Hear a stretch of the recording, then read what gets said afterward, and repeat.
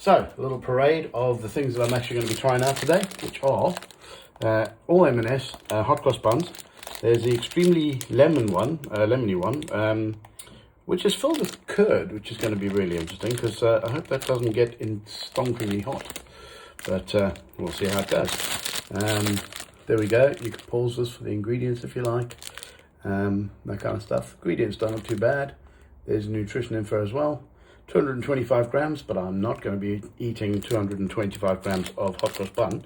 So yeah, there we go. The first one will be the extremely lemony curd-filled hot cross buns. Looking forward to that. And partially scared. The next ones, well, let's go completely different. Extremely cheesy hot cross buns, which I will also be trying with butter and also with something special as well, which I shall be trying it with a bit of Marmite. Excuse our big old Marmite jar. It's yeah, you know, it gets used, and yeah, got a nice big grease stain on the bottom of it for some reason. That is not a shadow, but anyway, yeah, we'll try some Marmite with it as well. There we go. Got Barber's mature cheese in them, and red Leicester as well. There is how you can cook it, and let's have a look. Soup for freezing. There we go. There is ingredients, which you can obviously pause on if you like.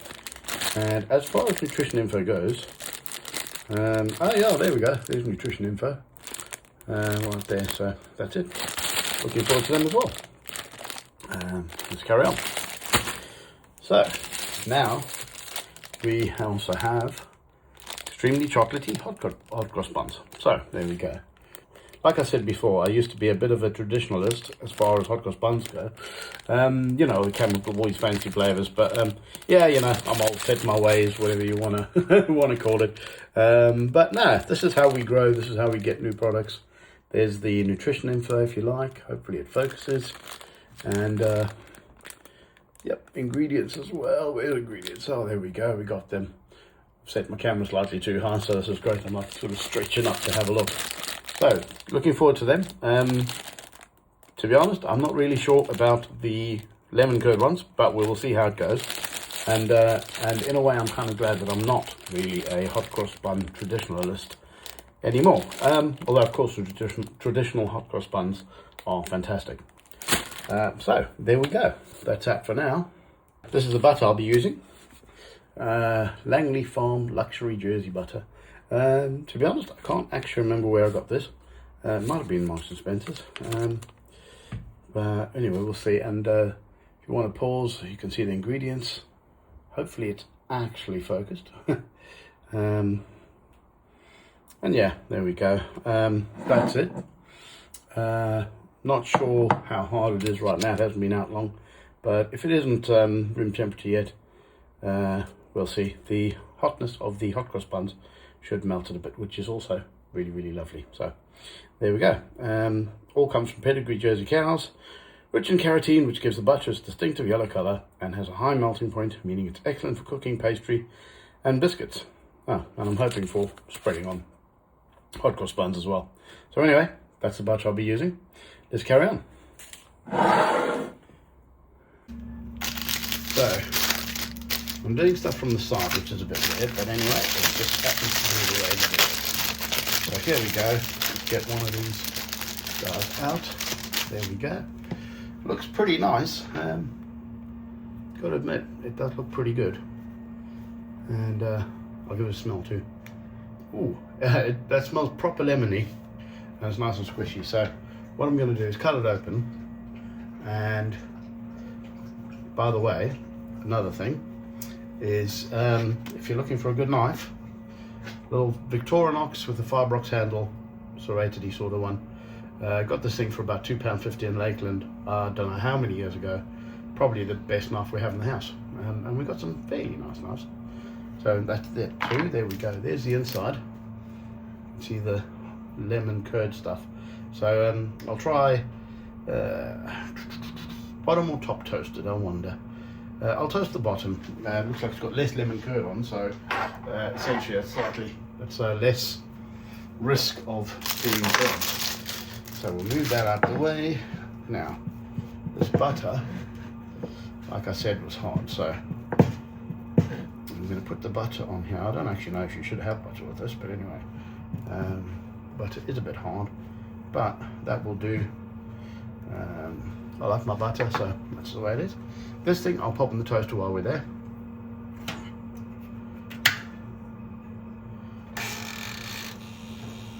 And I'll try this.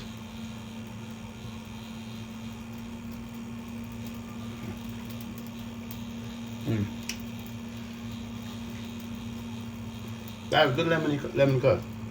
It's not too sharp, but it's got enough of a zing in it. Yeah, sincerely, properly happy with that. And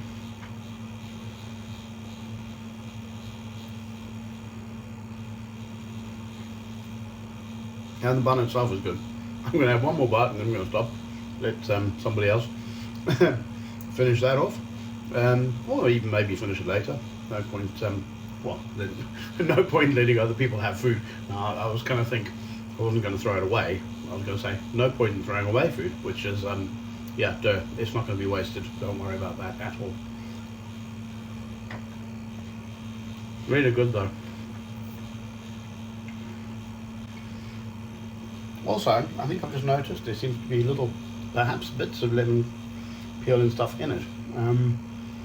Wasn't entirely sure, but there was definitely something. Oh, unless it's that dressing on the top, you know, that sort of yellow dressing, that might have been it. Yeah, can't really see any lemon peel and stuff in there, but absolutely scrumptious. I would have that again in a heartbeat. Really, really nice. Well, we'll try toasted. Just wait for the toaster to do its thing. Excuse the sounds, I have to jump this thing out of the toaster because it doesn't lift all the way. It's like a small cross button, so it's sat in the toaster. Oh. There we go. Aha. Look at that. And yeah, it's pretty hot. Got my thumb. So here we go. Let's go for it again. Bit of butter, and try not to get crumbs in the butter, of course. That'll be enough. I'm going to actually take a slice and a bite.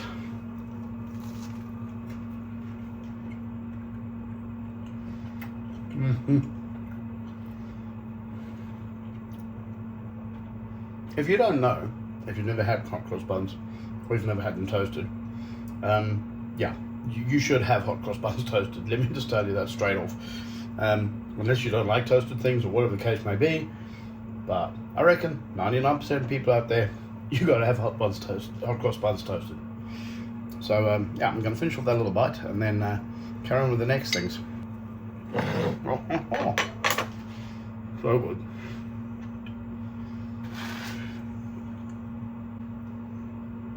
So I'm going to continue the sweet then. And now I'm going to try the chocolate ones. So here we go. We'll try not to make too much mess.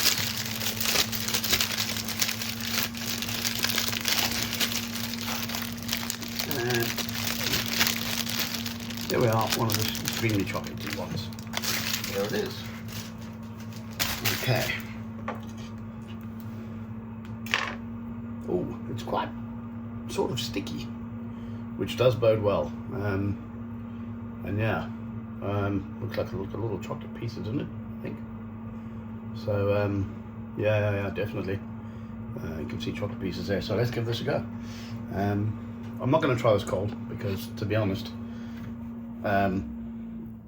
well, you know, it's probably like chocolate cake cold. So I'll do the same again. I'll toast the top one and do the bottom one. What I'm going to do is just have a little bit like this to try it cold because, well, I've already had some of that lemon one and that's pretty good, so I'll try it cold. Wow, that is really chocolatey.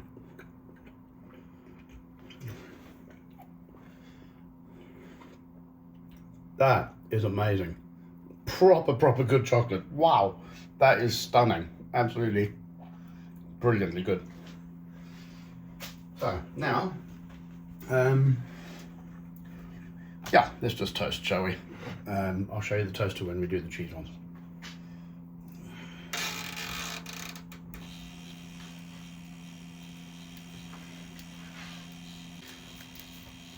Just been looking at the ingredients on the chocolate one while it's busy toasting, because it's a proper dark, milky chocolate sort of flavour, so I thought I'd have a look. And yeah, enriched with dark and milk chocolate and dark cocoa powder.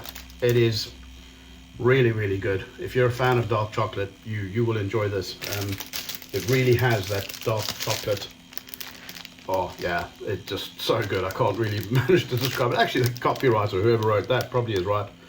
Yeah, irresistible dark and milk chocolate, irresistible dark and milk chocolate chips, chock full of chocolate. Yeah, that's really extremely chocolatey, absolutely on the money. The chocolate ones are probably more chocolate than the lemony ones are lemony, if you know what I mean. The lemony ones, they're fairly sharpish where the lemon curd is, but it's not the sharpest lemon curd I've ever had. Having said that, I really do like quite a little bit of bite to my lemon. So yeah, these are definitely more chocolatey than the lemon ones are lemony. But both very, very good indeed. And as ever, better toasted. Okay, there it is. And it was bubbling and it was hot. The chocolatey stuff there was hot. It got my thumb. I don't think there's anything to be seen on my thumb, but anyway, it got my thumb. It's not burnt, no, it's good. Oh, and it smells chocolate like you wouldn't believe. There we go, a piece of chocolate. I'll show you the butter anymore because I seem to have crumbed everything, but got crumbs all over in the butter, so yeah. I'll do better in a minute. Yeah, okay, so there we go. I'm gonna just cut a little bit off. Yeah, let's have a go. Really, really good. Like hot chocolate cake or something. Absolutely stonkingly good. We'll put them up there and set ourselves up for the cheese ones.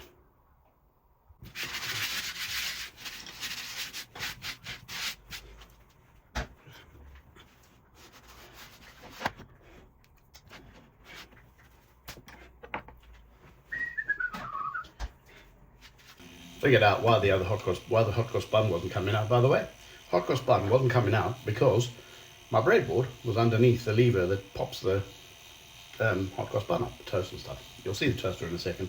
I'm going to show you the toaster when I do the cheese ones. So, this is the trusty toaster. There's a whoopsie daisy. There's the extremely cheesy hot cross buns. I'll just grab one out and cut it and show you quickly.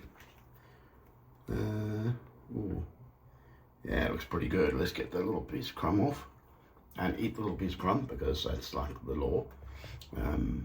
That little piece of melted cheese looks pretty good. So there it is. Let's cut it up. You can see that in the reflection, so you can see. And there's the inside. Looks pretty good actually. It's coming out yellower on my video than it appears to be, but it's still pretty good. So that is our trusty toaster. I once made fun of somebody for buying a very, very expensive toaster, and then went out and, oh, that's long enough, and then went out and then bought this thing ourselves. And well, that would be unfair. At the time, we paid it off. I think it took us about 5 months to pay this off, but I absolutely love this thing. Dualit Classic. It came with some things that you get, which I'll actually show you if you like, to make toasties in. But it's still the normal classic toaster. It just happens to have these kind of attachments which you stick in. Yeah, phenomenal toaster. Absolutely one of the best things we've ever purchased. So that's that. Excuse all the clattering. It just happens to be the way it is. What's in the reflection? Ooh, tripod, me, and masses of weird kitchen. Yeah, there we go. Good enough. What are these looking like? I think they're looking okay. Yeah, I know they're looking good. I did put the timer a little bit too long, but yeah, with this thing you can kind of actually repair bits yourself, put elements in, all sorts. Hand built in Britain. It's got the maker's name on the bottom, I believe. And yeah, brilliant. Not that all dual toasters are these, but the classic version is this. And yeah, I mean, you just have to look at the reviews of these things and see what's going on, and you can see what these things are all about. Very expensive, I know. Not everybody can do this. Very, very lucky and very privileged to be able to. But yeah, so now these are just about done. So I'm going to pause it and move you guys around. And we're back in the room. Here we go. Got these guys. Oops, I'm going to move that so I can pop these dudes out. Here we go. I love doing that. That's another thing with the Julep. You can just do that, which is quite cool. So let's get a knife, because I cleaned up the knife because the other knife had chocolate all over it. So back to the butter. I'm going to do like a sort of slice of butter. Sorry. These smell really nice, really grilled cheesy. Yeah, absolutely proper good. So yeah, let's get some butter there. I'm going to take that side, and actually I'm going to take a little bit of the other side. Whoopsie daisy, making such a mess of the butter, but still, that just happens to be the way that it is. I'm going to go on this one first. Still squidgy, but also crunchy. And that's just exactly how you want it. See, squidgy, but crunchy.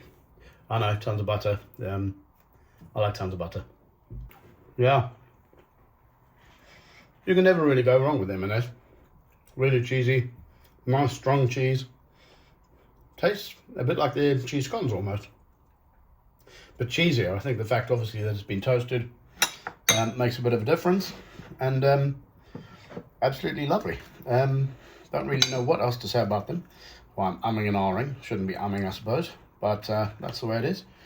So, ultimately, if you like cheese, if you like hot cross buns, yeah, M&S, superb place to go. So,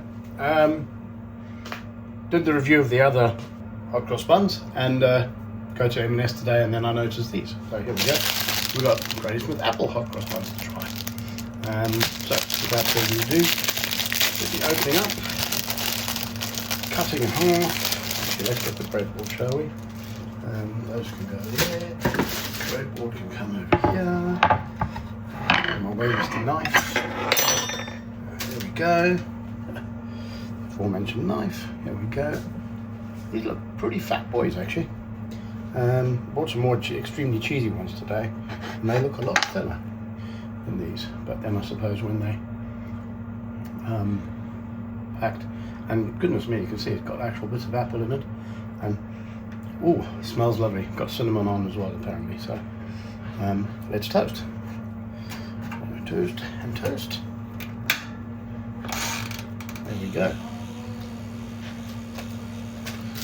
Also, just close up so everybody can see, with candied Granny Smith apple and Bramley apples, juicy sultanas, and a hint of cinnamon.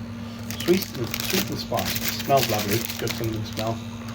Nutrition information and ingredients. So yeah, there we go. No warning message about this might be hot if heated or something, you know. Which is quite interesting that the other one had. Yeah, take care. These buns might be extremely hot after eating. These are the cheesy ones. And as you can see, they do look a bit thinner, these ones. But anyway, I'm sure when these get packed, they get pretty squished. Oh yeah, that's interesting. No message about take care after eating. Anyway, let that toast. Lovely and hot. There we go. Okay, so using the same butter as I was, so that's good for a control, as it were. But to be honest, even if I wasn't using the same butter, butter's butter, and this Jersey butter wasn't much more spectacular than any other butter, to be honest, in my opinion. So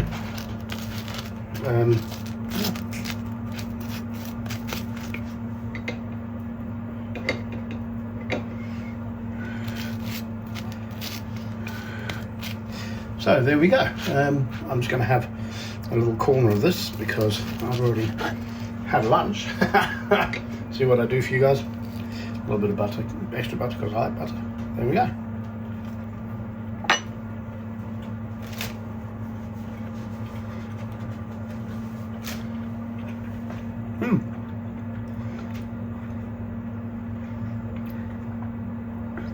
Yeah, that's really good. I would say actually, out of all the ones I've tasted so far, these are the weakest of the bunch. Not very happily, bit cinnamony, quite spicy, very nice. I mean, who isn't going to like a hot cross bun? But yeah, not too shabby.